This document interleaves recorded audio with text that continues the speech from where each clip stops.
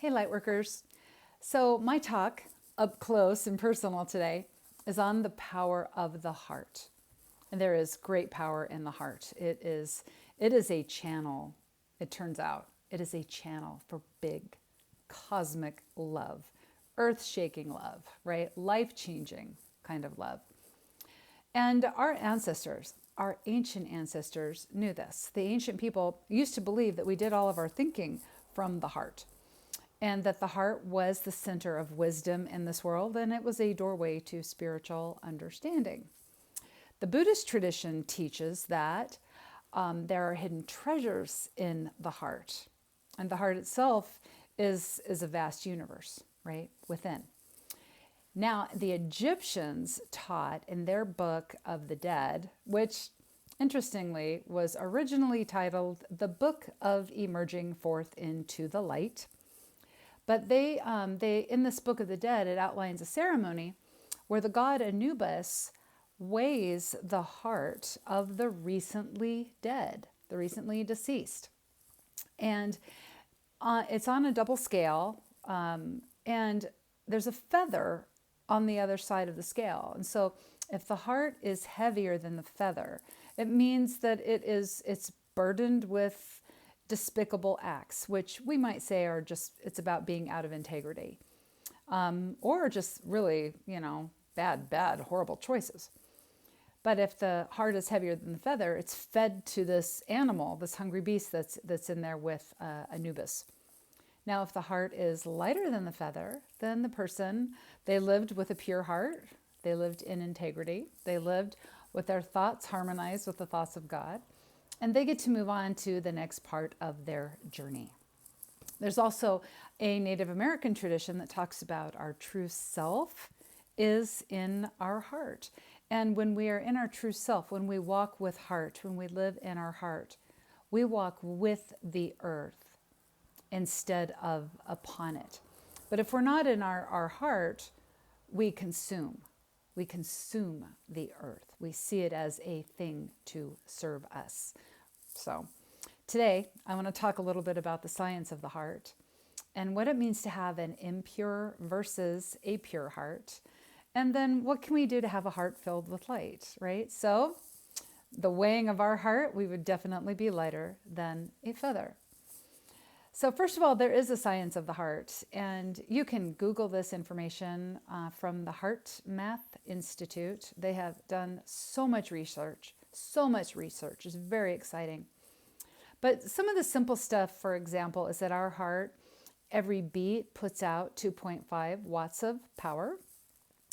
The heart is the first group of cells to develop in the growing fetus, and the magnetic field of the heart is in place even before the fetus is completely developed, right? The magnetic field is already in place. I think that's amazing. Of course, our magnetic field eventually, it completely surrounds us. It's above us, it's around us, it's everywhere. And it does continually fluctuate. And our magnetic field of our heart, we have one for our brain also, but the magnetic field of our heart does fluctuate. And it can be based on our moods. It can be based on the environment we're in. It can also, the weather can affect it. And I don't know, maybe the barometric pressure. Okay. Now it's through our magnetic field that we broadcast into the field at large, whatever it is that we happen to be feeling. Now, also what's interesting is our planet has a series of magnetic fields, and they also constantly fluctuate.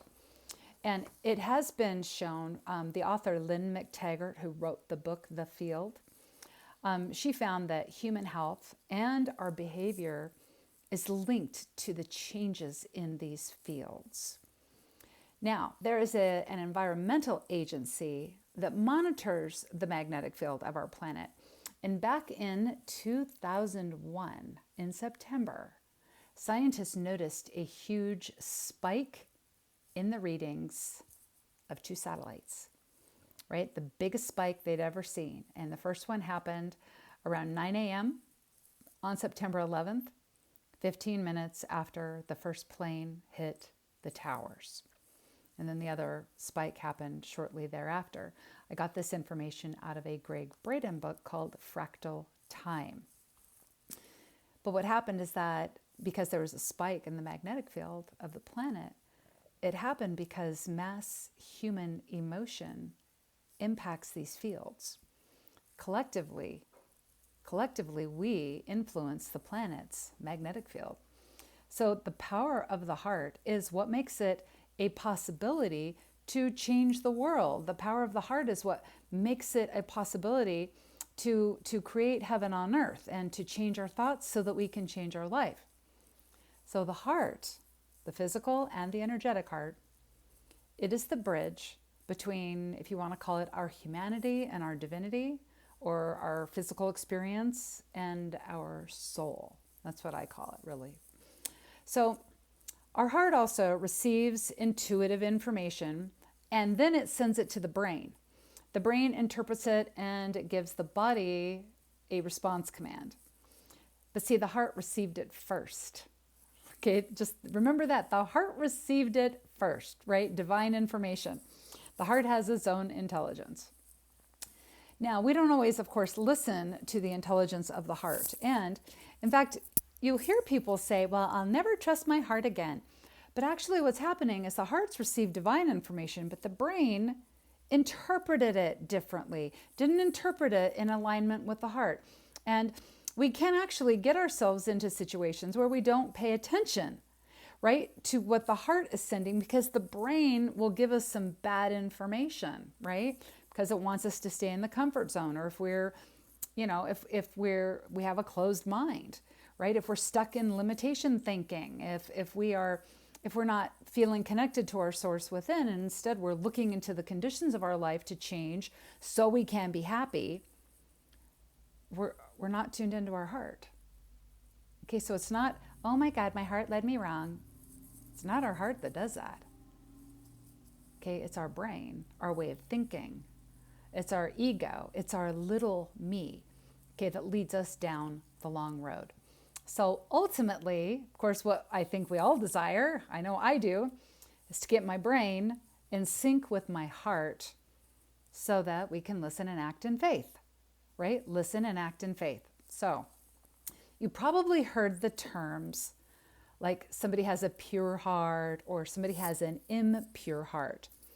Well, those words really can mean different things to people. But pure or impure, metaphysically, what it really means is that an impure heart is full of conflict, self-doubt, shame, guilt, hatred, self-hatred, judgment, criticisms, okay? A pure heart is free from all of that conflict, is free from lack consciousness. Okay, a pure heart means our thoughts are in harmony with the divine consciousness. Now, there is a directive given to us from the book of Proverbs, chapter 4:23. Keep your heart with all diligence, for out of it are all the issues of life. So we're given a directive to keep our heart with diligence. And diligence means thoughtfulness and conscientiousness, right? It's a commitment, okay? Keep your heart and be committed. And we're told to keep our heart with all diligence because we have the option to not do that. We have the option to show up in our life, show up in our day in fear, in doubt, in anxiety, and worry, and shame, and hatred, and judgment, and self-loathing, right? In criticism, in complaining, and blaming. We have the option to do that. Doesn't feel so good.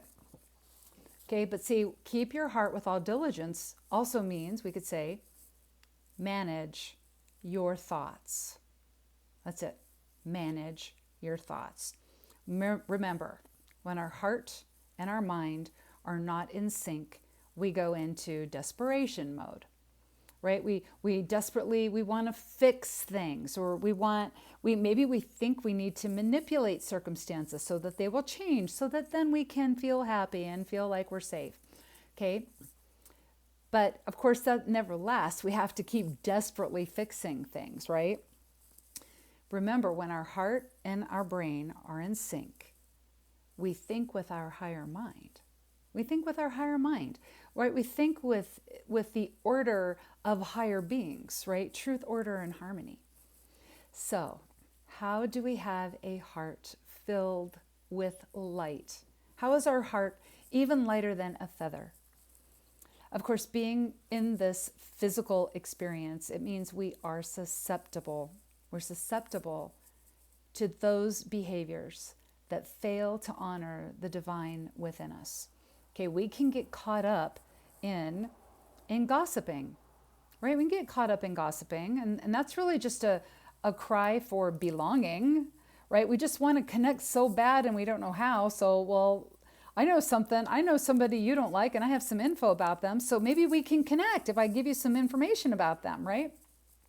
We can get caught up in envy, right? Where we see somebody's life, especially on social media, like, oh, their life looks so great, and why don't I have that? And it's not fair, and I work really hard, and why doesn't this good stuff happen for me, right? We can get caught up in this need to be right. We want to set somebody straight. We want to tell someone how to eat, vote, pray, or parent. But see, all of those behaviors, we're putting out our vital life force energy, but we're getting no return on it, right? When we do those things, we never feel great about ourselves, right? And it's because we're not getting a return on that vital life force energy, like we do when we're compassionate, when we have mercy, when we have love or kindness. We get a return on that vital life force energy because it's what's traveling through us. So we're experiencing it as we send it out. But you know that saying that hatred or wanting, justice or judgment, or I'm not sure how it goes, but it's like hating somebody is like holding a hot coal and wanting to throw it at them, or drinking poison that you want to give to them instead, right? We experience everything that we put out there. Okay?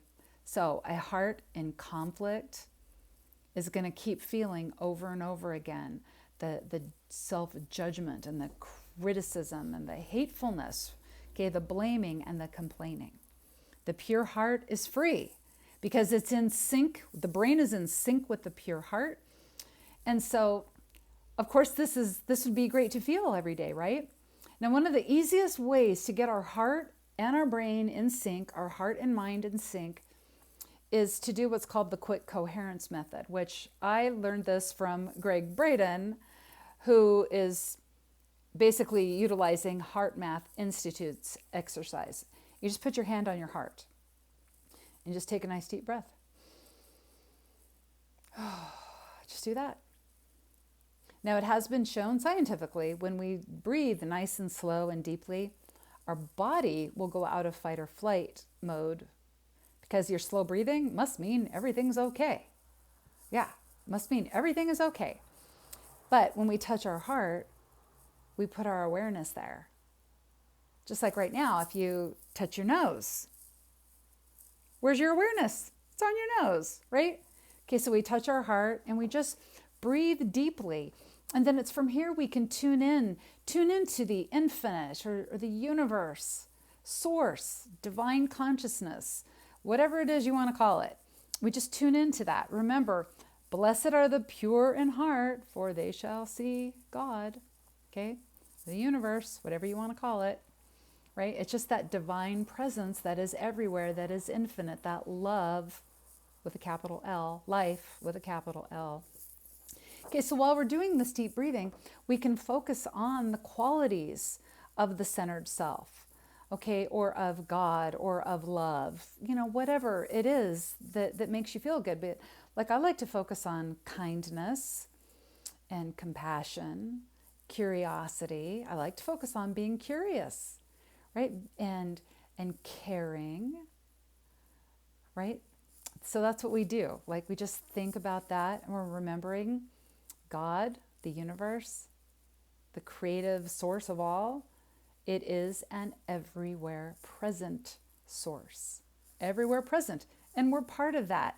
I use the unity principles all the time. God is all things, and that means me, right? God is all things, and that means me. Why? Because God is all things, God is infinite. What else would I be? Right? God is all things, and that also means our ideas, our inspirations, our desires, right? A heartfelt desire is divinely inspired. Okay? So we just think about that. And doing this is a surefire way to get an empowered heart, right? An empowered heart. In the early 90s, I got really heavily into the local New Age culture. And it was a lot of fun, I'll tell you. I mean, it was a lot of fun. But I also got caught up in some spiritual or positivity toxicity where there was this thinking going around. It's like if you just think happy thoughts and then only good things will happen to you. And if a bad thing happened, that it means that you just were negatively thinking and you were not doing this right.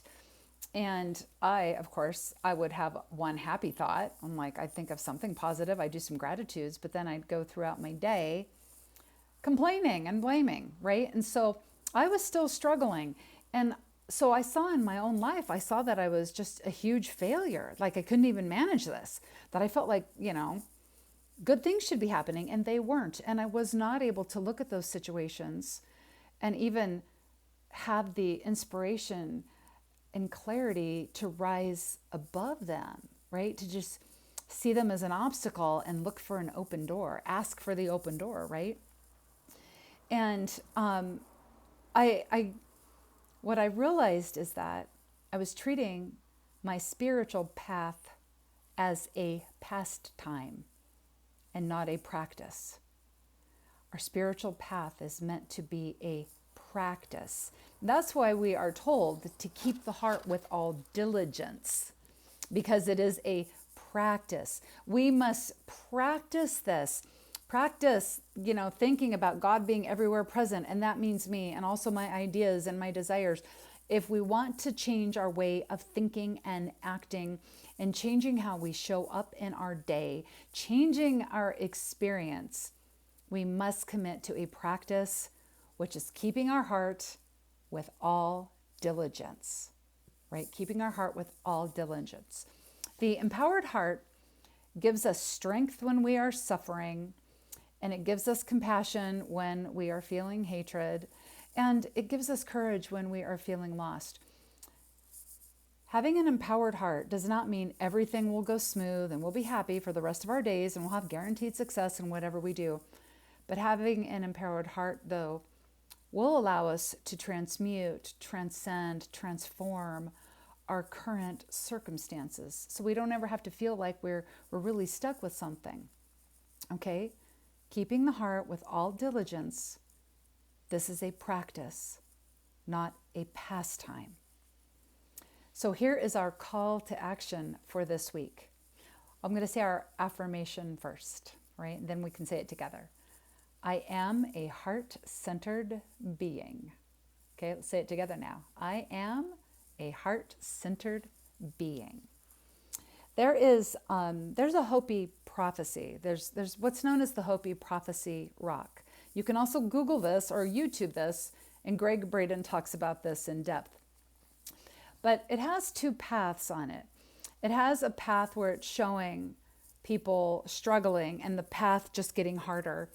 But then it shows another path where there is abundance, and it demonstrates a long life.